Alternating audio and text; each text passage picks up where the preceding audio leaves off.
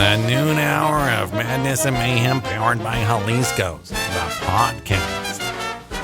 It's the noon hour of madness and mayhem. I am Peaches. I'm Victor Will. What's up? The first thing I see, Jade tells me to follow this Facebook group called Post Hardcore Posting to sort of help with programming Alt 101.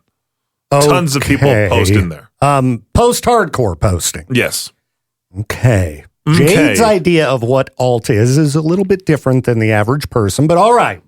So what do you got? Well, this person, of course, on Facebook, complaining about My Chemical Romance, Welcome to the Black Parade, being played on Pop 2K on Sirius XM. I hate to break it to everybody, but Welcome to the Black Parade's probably going to start getting played as time goes on stations like Classy. It is. It sounds like a Christmas song, too, so it would be perfect year-round on Classy.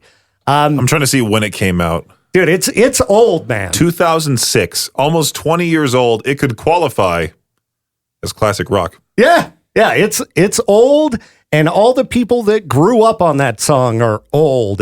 Yeah. If you're over 40, you're old. We already had comments about, being old in the K-Bear group. Luckily, Jennifer was just teasing with us. I know. I'm over 40, and like Stuart said, I feel a lot older than I did about 10 years ago. The beard shows it too. There's a lot of white in the beard. So I'm looking at Leanne's comment though on this specific post about Pop 2K. Isn't just pop. She was listening to Creed on there earlier today. It's just hit songs from that decade. Guess where you might hear Creed?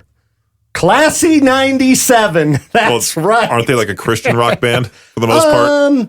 Well, I think they started off that way, but as time goes on. I mean, Green Day is on Classy. Dude, I couldn't imagine going all in on a Christian rock band and thinking you're going to be successful. Like Why? Majorly successful. What? There's tons of them that are huge. Not really. They make a lot of money. Not Peaches. anymore. Dude. That's a pretty big thing. They just don't tend to get much radio play. I mean, Skillet, they're still playing arenas. But they're not really Christian rock anymore. Oh, yeah. Dude, like John Cooper's like, don't cancel me. I'm cool to be uncool. Yeah, but see, he's thinking he's turning into Ronnie Radke. No, he's thinking he's getting canceled because of his beliefs. That's what he said in a few interviews, which that's why I disagree with him. I'm like, dude, nobody's canceling Skillet. Skillet's as family friendly as it gets. Yeah, they're definitely still a strong Christian rock band for sure. I don't know what other bigger tier bands there are in that genre, but I mean the biggest Christian rock bands. Yeah, let me Google it up. But I know that there have got to be some that are doing very well. The biggest Christian rock bands of all time: Skillet, 1,000 Foot Crutch, okay, Reliant K. You also have Stryper. Yeah, Stryper. POD. They just came back on the scene. Put out some killer new songs last year. Switchfoot as well. Mm-hmm. Flyleaf. Red hasn't done anything for a while. What happened to those guys? A lot of these bands are just they went away from their original sound. Well, like Skillet does not sound like the "I'm awake, I'm alive." Yeah, but they're still saying that putting out the same messaging. I mean, there are straight up hard, heavy. I've played shows with Christian grindcore bands, Peaches, where they're like, and then they do a prayer in between the songs. I'm not lying, dude. I know, but I'm trying to compare the lyrics now of "Awake and Alive." I'm at war with the world and they try to put me into the dark. I struggle to find my faith as I'm slipping from your arms. Okay. Let's go to Unpopular from Skillet. That's Am I the only one who ain't come undone? Everybody's lost their dang minds. When you check your feed, it's like clown TV and you're waiting for the punchline. Yeah, I know he's angry right now, but I guarantee on the album there are typical lyrical themes that you would expect from Skillet. No doubt about it, man. 1,000 Foot Crutch, I don't think has done anything in recent years. Yeah, they haven't put anything out in a couple years. We've played a bunch of those guys over the years. Really nice dudes as well.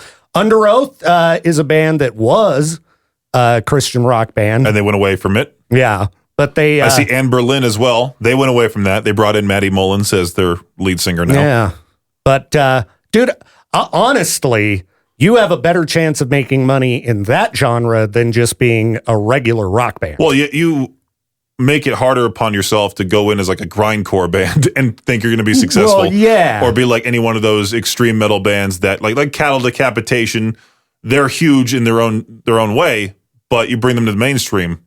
Yeah. Hardly anyone's going to want to hear that. Yeah, no. But if you put out music that sounds like, Skillet or Creed, just mainstream rock music, if you were to, approach it toward a niche audience, it's going to work out better for you than just trying to blow up alongside all the other bands that are fighting for attention. You just reminded me of a funny video I need to show you. Okay. About this guy thinking he's too spicy for country radio. Okay. And I completely forgot about it until you said something and it triggered in my head. Okay, perfect. Let's do that on the next break. All right, Victor, I couldn't find the video. Yeah, that's okay. It's all right. It's this guy who's trying his hardest to look like a cowboy, a poser, if you will. And he's like, this song's too spicy for country radio. And he starts singing about some girl or whatever. Sounds like every other country track. Yeah. And it's definitely more pop oriented. Okay. A lot of authentic country fans would hate it. Well, the majority of the most popular country music is pop music. You listen to Morgan Wallen, that's straight up pop music. Every single time I think of Morgan Wallen now, I see you doing that weird shoulder dance like you were in that video on her Instagram. I just want to love somebody. That whole song sucks. It's not a very good song. But, speaking of fake cowboys, I mean, I'm not going to throw any particular country artists under the bus, but there are a lot of fake cowboys. Ref Joper. I mean, he doesn't walk around in a cowboy hat, does he? But he puts on the fake accent. He talks like a fake Southerner, but right. I don't know if he claims to be out, doing cowboy stuff. That would be funny. To see him try to do something like that. Maybe he could. With Katie or I don't know. I mean, if you tried to see me get out and do cowboy stuff, it ain't gonna look good. I mean, clearly you guys wanted to exploit me to, start doing cowboy stuff with Katie just for content. California cowboy. That bit'll happen one of these days. We'll get you out rustling cattle, put you on a horse, and you can just try that poor horse. We're not doing that. Peaches, there are big horses that can handle I weigh you. 320 pounds. The horse is going to be like, get this guy off of me. Okay, we'll get a mule then. That's even worse.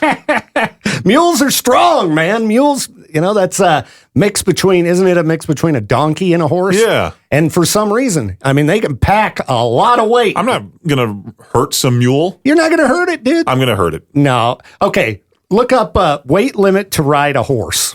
I'm just curious, because it's going to depend on the kind of horse.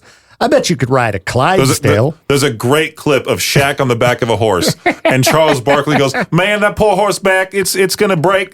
A common rule of thumb is that a rider should weigh no more than 20% of the horse's weight. Right. How much do Clydesdales weigh? Can a horse Between carry? 1,500 and 2,200 pounds. Okay. It says, as a general rule. Adult Clydesdale horses weigh that much? Dude, Clydesdales are huge. I know they're big, but I didn't realize they weighed a ton, like a literal ton. Yeah, dude, they're massive. According to this, as a general rule, anything over 300 to 350 pounds is too heavy for a horse. See? Now, how much did you say? 320. 320. You're not over 350. I'm pushing the limit. All right. Well, I'm not going to hurt some horse. how about let's see how much a mule can carry. Are mules stronger than Clydesdales is what you're saying? Yeah, Mules I'm curious. weight capacity. Yeah, mules weight capacity. Around 198 pounds. Okay. A mule can carry typically 20% of its body weight in dead weight, or about 198 pounds. Okay, so I thought mules were stronger than horses. However, some mules could carry up to 353 pounds of live weight. 353, very precise. Yeah. Not 355, 354. That's when it collapses underneath you. If you get to 354, you've killed the mule. That's our secret sound for the next time we do something like that. Peaches kills a mule by, over encumbering it, or whatever the word is for it. Well, I think I saw, maybe it was a YouTube video or something where, there was some big guy who really wanted to ride a horse, so he figured out some kind of system where there was like ropes and stuff that kind of helped take the weight off. Some kind of a system So that made him like lighter a on the horse. parachute. And I look like one of those puppets. And you have my arms in the air. Marionette Peaches. Marionette Peaches on top of a horse. Yes. Because everybody should be able to ride a horse. I don't want to ride horses that badly. It's kind of fun. I think it's something in my blood because I got all those cowboys on my dad's side of the family. They're all cowboys. And yeah, my whole family's from like mostly Pittsburgh. Okay. And then we went down to Southern California, and that's it. There's no horses in Pittsburgh, I don't think, for the most part. So I know that when I'm on a horse, it feels kind of natural, but I know I could never take care of a horse or do all the other stuff. But when I'm riding on it, it's like, yeah, for some reason, this feels right to be riding a horse. I don't know. Like, give me the lasso. I'm ready. I'm ready to be a cowboy. Give me a cowboy hat. You in a cowboy outfit would be weird. I had a cowboy hat. I don't know what happened to it, but I used to wear it for fun. I could never pull one of those off. It would be so stupid looking. I was there's a photo of me somewhere wearing tie-dyed Pink Floyd shirt. It's all blue and rainbow colored. I got the big stupid female glasses on, cowboy hat, down in Arizona riding a horse. Yeehaw. Yeah, dude, I'm an Idaho cowboy. Victor, I have a side hustle for you. I hope you're ready for this. Dude, I am. I need the money. Sleep streaming. Okay, you got to tell me exactly how this works, because I don't think people would enjoy watching me sleep. It would be pretty funny to see some 40-year-old man with his CPAP on. Yeah. You put a speaker behind you. You sacrifice, a Saturday night to just say, hey, if you donate this amount of money, you could trigger any sound that you want. Okay. And then you just don't sleep for that whole night. You can spend the whole day Sunday sleeping in. And you make tons of money. This lady who has a adult only site as well. She has a little account on the OF, that type of thing. But she also does sleep streams, and apparently she makes $10,000 every time she does a sleep stream. Well, okay, that's because people will donate money to startle her and stuff. So you have a bunch of creeps watching a woman sleep. Exactly. You might as well make money while you're being creeped on. Are there any creeps that would want to watch me sleep? Though? There's a guy that I've seen before. There's plenty of people who I've seen do sleep streams. Plenty of people. Kai Cenat just did one recently. I mean, it's an easy way to rack up streaming hours because you just turn it on and go to bed. Yeah, people can fall asleep with you. Dude, I'm a really heavy sleeper. But see, this is perfect for you. Yeah, you'd have to try pretty hard to wake me up. The alarm clock sometimes doesn't do it, which is why I have multiple alarms set. And I bet if I set them in the middle of the night, it would be pretty tough. I'd have to set multi-tiered types of sounds to attempt to see if they could actually wake me up. I'd have, a normal one and then just like an air horn. And then the ultimate dono is to have me walk into your house with a water gun and just psst, right on you. Oh, see, now that gives me the creeps. Yeah, I don't want anybody walking around while I'm sleeping. I don't know what you're up to. Creeping while I'm sleeping. Isn't that a lyric from a Dr. Dre song? I don't know. Creeping while you sleep. I don't know if that's really the lyrics, but I know it says creeping. I'm just thinking this could be a great side hustle for you. Well, I plan to get back to streaming. It may happen this weekend. I might do the TikTok live. Yeah, it's so funny. Right as I went on to Andy's stream, our mutual friend Andy Matter, he was talking about how he would never see himself streaming anywhere else besides Twitch. Yeah. And I told him, hey, Victor plans on streaming on TikTok or YouTube. And what did he say? He didn't really say much on it. I mean, Andy's not a negative guy. I feel like he'd be like, oh, good for you, Victor, and that type of thing, and move on. I just, I don't have the patience for the growth on TikTok. I mean Twitch. I'd like to get back to Twitch, but I think you have to build up an audience first. I mean, you already have an audience go to Twitch. On your Facebook. Yeah, exactly. And you can share the stream there too. I mean, you have close to 6,000 followers on there. And I've shared my Twitch streams on Facebook, and I'll usually get a few people in, but most people don't use Twitch. They don't. It's a small audience of people. So I'd rather go where the people are, and that's TikTok and YouTube. Absolutely. People and then send you roses. Yeah, and then if it gets doing well, then I fire the Twitch back up. Or multi-stream, do YouTube and Twitch at the same time. All the sites, all at once, and acknowledge all 5 chats. Yeah. Well, and that's the only problem I've had is figuring out how to compile the chats. I don't know. I'm working on it. Sure. Yeah. I do have the home studio all ready to go. So I just need to bring my camera home, plug it in, tinker with the lights, and just do it. So it could happen this weekend, and I'll make sure to share posts if I'm going to be live on TikTok. So I'll let everybody know, and it'll be fun. I just got to figure out what I'm going to do on the stream. It's been a long time since I streamed. Eat and sleep. People watch me eat? Yeah. Watch your hand shake right as it's about to go into your mouth. And then, yeah. I am starting to feel kind of shaky today. Oh, boy. I've had no food and lots of caffeine.